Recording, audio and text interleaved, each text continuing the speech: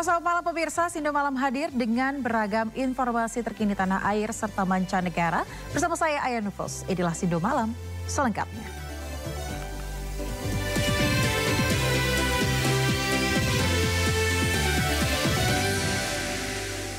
Kita ke informasi lainnya, pemirsa. Pendakwah Miftah Maulana atau Gus Miftah mengatakan akan kembali berdakwah usai menyatakan mundur dari jabatan utusan khusus presiden.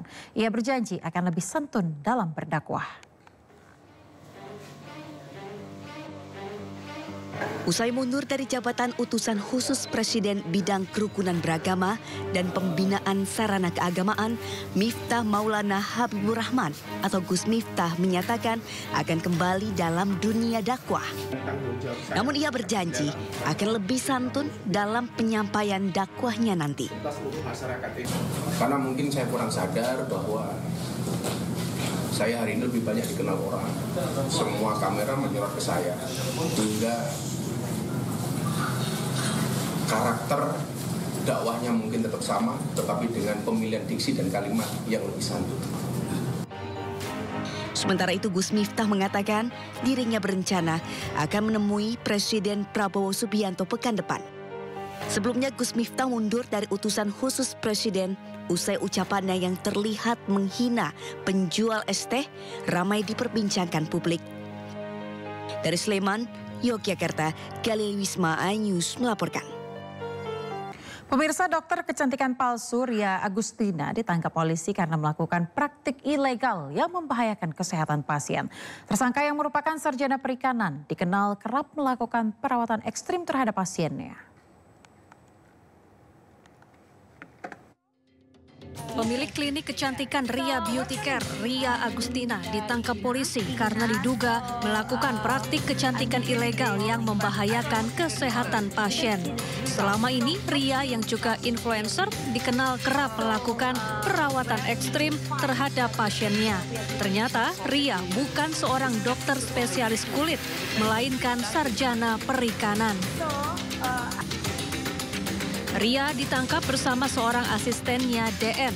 Keduanya dijerat dengan pelanggaran Undang-Undang Kesehatan dan terancam hukuman 12 tahun penjara serta denda 5 miliar rupiah. Tim berhasil melakukan penangkapan terhadap RA, di mana pada saat melaksanakan aktivitas pengobatan ataupun aktivitas kesehatan, tersangka dibantu oleh tersangka DN yang sedang melakukan treatment derma roller terhadap 6 orang perempuan dan seorang laki-laki. Jadi pada saat dilakukan penangkapan itu terdapat 7 orang pasien. Meski memiliki klinik di Malang, Jawa Timur, Ria juga membuka praktik di Jakarta dengan menyewa kamar hotel dan apartemen. Sejumlah pasiennya mengaku mengalami efek samping buruk, diantaranya pendarahan. Dari Jakarta, Stephen Patinama, Muhammad Hoirudin, iNews melaporkan. Anda kembali di Sindo Malam bersama saya Aya Nufus. Pemirsa, KPU Jakarta telah resmi menetapkan hasil rekapitulasi Pilkada 2024.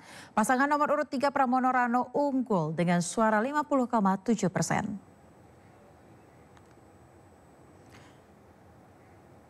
Berdasarkan rapat pleno penetapan hasil pemilihan Gubernur Jakarta 2024 yang digelar sejak kemarin, Pramono Rano meraih suara tertinggi 50,7%. Diikuti dengan pasangan nomor urut 1 Ridwan Kamil Suswono yang meraih suara 39,40%. Sementara pasangan nomor urut 2 Dharma Kun meraih suara 10,53%. Meski hasil telah ditetapkan, pengumuman Gubernur dan Wakil Gubernur Jakarta pemenang Pilkada 2024 masih menunggu hasil gugatan di Mahkamah Konstitusi.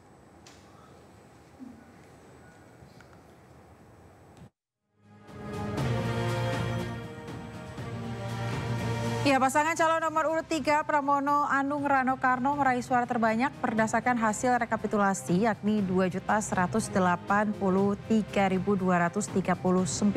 atau 50,07% suara. Sementara pasangan nomor urut 1 Ridwan Kamil Suswono meraih 1.718.160 suara atau 39,40% suara. Kemudian pasangan nomor urut 2 Dharma Pongrekun Kunwardana meraih 459.000 atau 230 suara atau 10,53% suara. Menetapkan hasil pemilihan gubernur dan wakil gubernur daerah Provinsi Daerah Khusus Jakarta tahun 2024 dengan perolehan suara sebagai berikut. 1. Pasangan calon nomor 1 atas nama HM Ridwan Kamil dan Haji Suswono dengan perolehan suara sah sebanyak 1.718.160. 2. Pasangan calon nomor urut 2 atas nama Komjen Pol Purnawirawan Dharma Pongrekun, SIK MMM Hum dan Dr. Insinyur R. Kunwardana Abioto dengan perolehan suara sah sebanyak 459.230.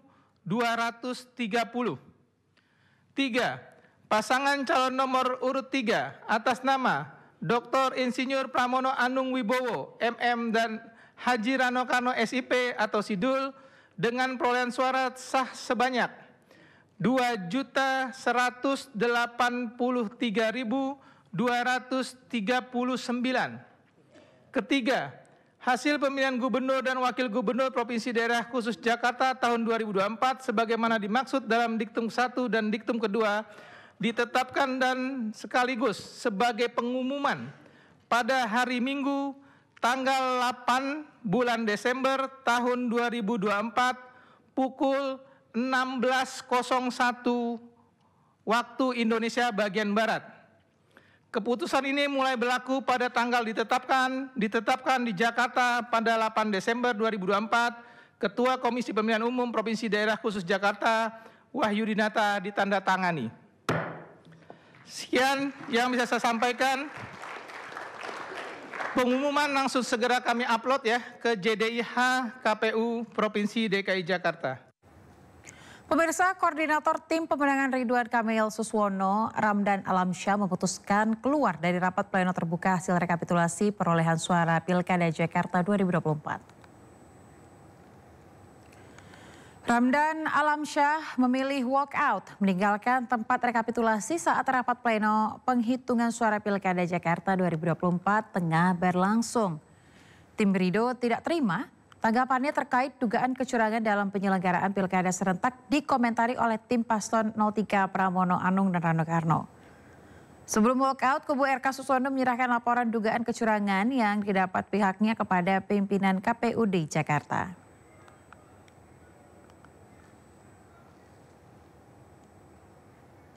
Sementara itu, Tim Pemenangan Nasional Ridwan Kamil Suswono dalam 3 hari ke depan akan melayangkan gugatan ke MK atas hasil Pilkada Jakarta 2024. Menurut Tim Pemenangan Nasional Ridwan Kamil Suswono, penyelenggaraan Pilkada Jakarta 2024 tidak profesional, bahkan dianggap penuh kekurangan dan kecurangan. Memang penetapan hasil perolehan suara Pilkada Jakarta sudah ditetapkan nomor 210 ya. 2024, tentu penetapan ini merupakan objek sengketa yang tentunya akan kami ajukan ke MK. Sesuai dengan kewenangan MK, Bapak Ibu, pasal 10 tentang nomor 24 tahun 2003 tentang Mahkamah Konstitusi, salah satu tugas dari Mahkamah Konstitusi adalah memutus perselisihan tentang hasil pemilihan umum. Nah, salah satunya adalah DKI Jakarta. Nah, DKI Jakarta ini tentu nanti akan kita ajukan dalam waktu sesuai dengan peraturan Mahkamah PMK nomor 3/2024 tentang beracara. Itu ada 3 hari kerja. 3 hari kerja Kalau jam 16 diputus, berarti kalau hari Senin berarti paling lambat hari Rabu jam 16.00 itu memang kita akan siapkan. Sementara tim Dharma Pongrek Kun Wardana menyoroti rendahnya partisipasi pemilih di Pilgub Jakarta menjadikan hasil rekapitulasi suara diklaim tidak mewakili seluruh masyarakat Jakarta. Tim Dharma Kun menolak menandatangani berita acara rekapitulasi hasil Pilkada Jakarta 2024 di tingkat provinsi. Sebagaimana proses rekapitulasi dari setiap kabupaten kota, kami mencatat bahwa dapat disimpulkan bahwa terdapat hanya 53% masyarakat yang menggunakan hak pilihnya dari seluruh DPT. Jadi kami menganggap dan menilai bahwa jumlah suara tidak mewakili atau representasi masyarakat. Sehingga kami menilai bahwa legitimasi masyarakat sangat kurang, sehingga kami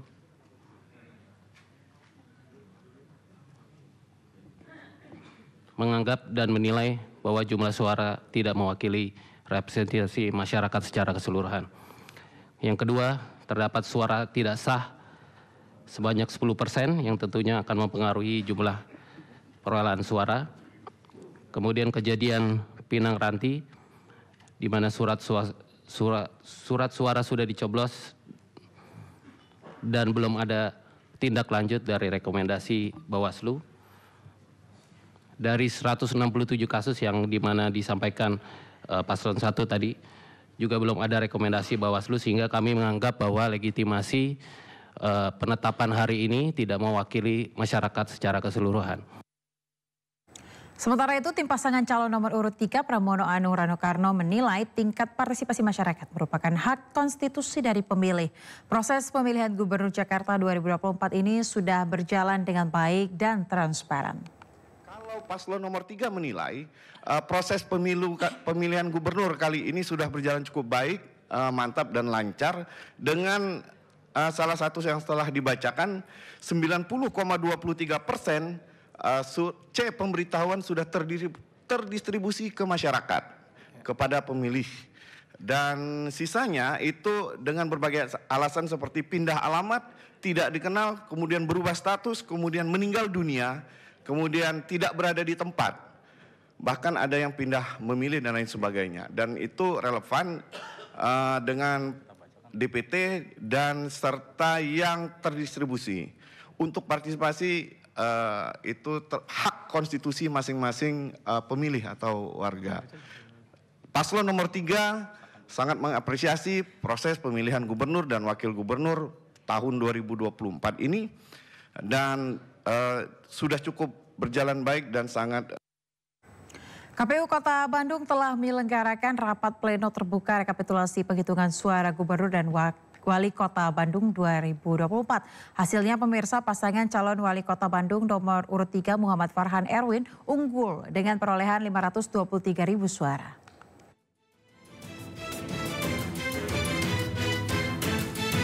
Penyelenggaraan rapat pleno terbuka untuk pemilihan Gubernur Jawa Barat dan Wali Kota Bandung digelar Komisi Pemilihan Umum Kota Bandung pada Jumat petang.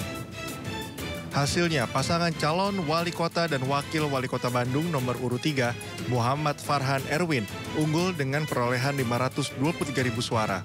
Sementara pasangan calon Gubernur Wakil Gubernur Jawa Barat, Deddy Mulyadi Erwan Setiawan, menang dengan perolehan 698.334 suara. Ketua KPU Kota Bandung Hoirul Anam Gumilar memaparkan untuk pemilihan wali kota dan wakil wali kota Bandung, paslon nomor urut 1 meraih 83.498 suara, nomor urut 2 427.448 suara, nomor urut 3 523.000 suara, sedangkan nomor urut 4 sebanyak 137.672 suara.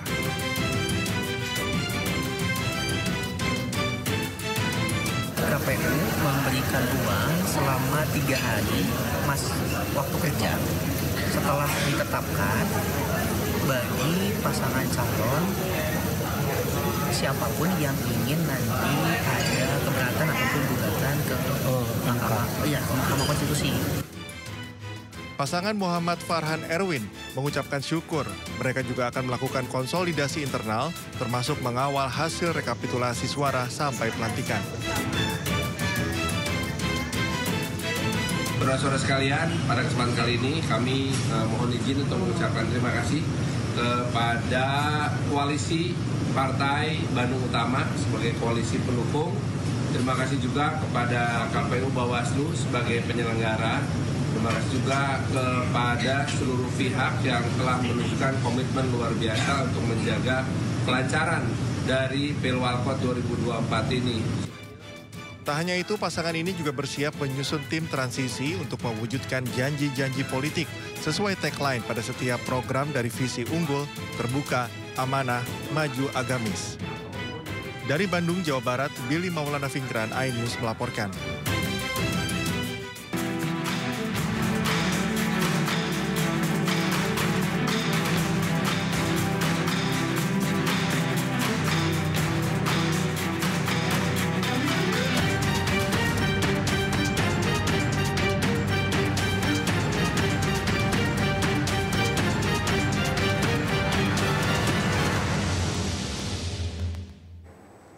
Kita beralih ke informasi lainnya, pemirsa. Menteri Pertanian Andi Amran Sulaiman mengusulkan anggaran Rp23,61 triliun untuk program swasembada beras pada 2025.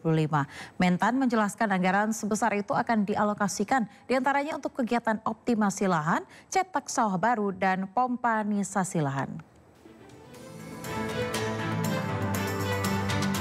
Menteri Pertanian Andi Amran Sulaiman mengusulkan anggaran Rp23,61 triliun untuk program swasembada beras pada 2025, di mana Mentan menargetkan produksi beras mencapai 32,8 juta ton. Usulan itu disampaikan Mentan Amran dalam rapat kerja dengan Komisi 4 DPR RI.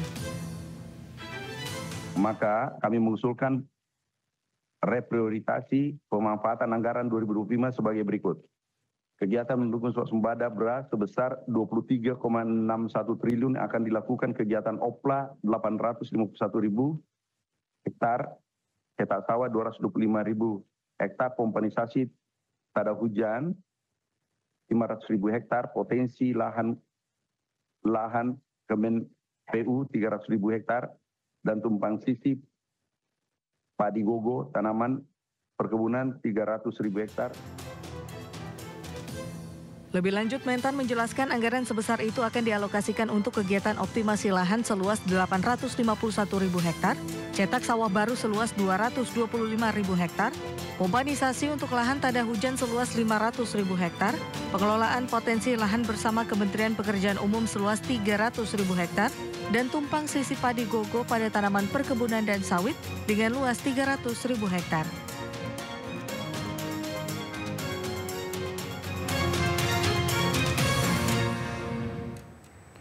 Kenaikan pajak pertambahan nilai atau PPN menjadi 12% dipastikan akan tetap diberlakukan mulai tahun depan dan hanya menyasar pada barang mewah. Kebijakan ini dirancang untuk melindungi masyarakat kecil dan untuk tetap menjaga daya beli masyarakat.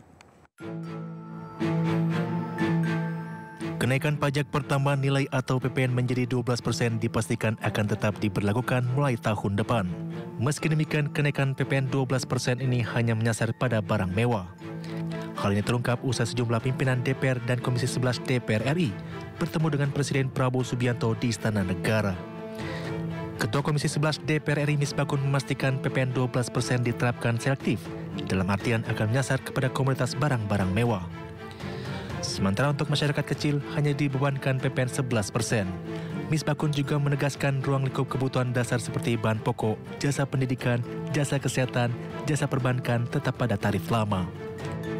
Kita akan tetap mengikuti undang-undang bahwa PPN akan tetap berjalan sesuai jadwal waktu amanat di undang-undang, yaitu 1 Januari 2025. Tetapi kemudian akan diterapkan secara selektif kepada beberapa komoditas, baik itu barang dalam negeri maupun impor yang berkaitan dengan barang mewah. Sehingga pemerintah hanya memberikan beban itu kepada konsumen pembeli barang mewah. Masyarakat kecil tetap kepada tarif PPN yang saat ini berlaku. DPR memastikan kebijakan ini dirancang untuk melindungi masyarakat kecil dan tetap menjaga daya beli masyarakat.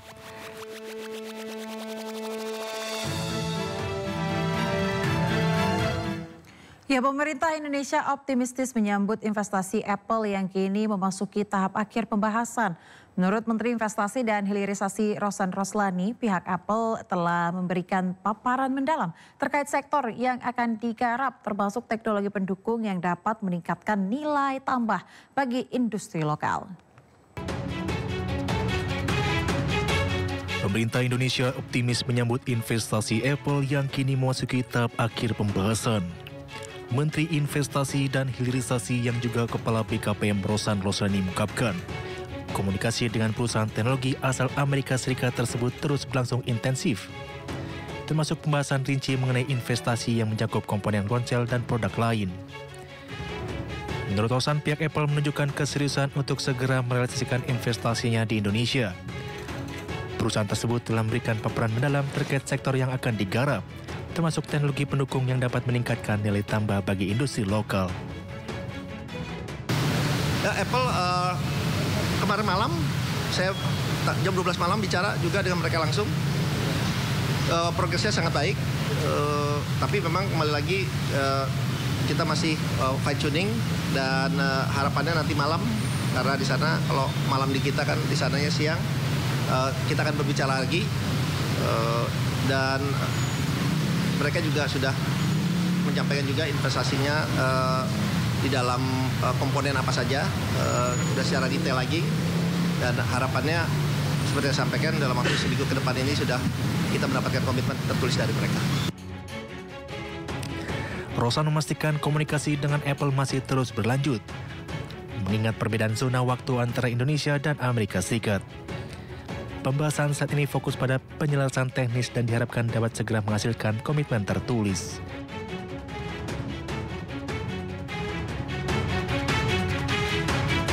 Pemirsa, semarakan hari jadi ke-19 tahun Badan Keamanan Laut Republik Indonesia atau Bakamla menyelenggarakan acara Fun Run di Sport Center Pantai Panjang Bengkulu. Kegiatan ini tidak hanya menjadi ajang kompetisi olahraga, tetapi juga sarana untuk memperkenalkan keindahan Bengkulu kepada publik.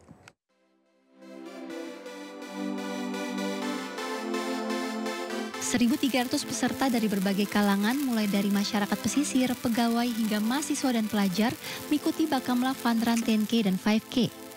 Ribuan peserta yang memulai lari dari Sport Center Pantai Panjang Bengkulu ini dilepas langsung oleh Kepala Bakamla Laksamana Madya Irfansyah. Kegiatan ini digelar untuk menyemarakan hari jadi yang ke-19 tahun Badan Keamanan Laut Republik Indonesia atau Bakamla. Kategori lomba yang diselenggarakan meliputi 10K Nasional Putra dan Putri, 5K Master Lokal Putra dan Putri, 5K Umum Lokal Putra dan Putri, serta 5K Pelajar Putra dan Putri. Kepala Bakamla menjelaskan kegiatan ini tidak hanya menjadi ajang kompetisi olahraga, tetapi juga syarat untuk memperkenalkan keindahan Bengkulu kepada publik. Bakamla Fun Run ini juga dihadiri oleh Pelaksana Tugas Bengkulu Rosjonsyah Syahili Sibarani. Selain lomba lari, peserta dan pengunjung juga dimanjakan dengan hiburan musik dari artis lokal, bazar UMKM, serta berbagai door prize menarik, termasuk hadiah utama berupa sepeda motor.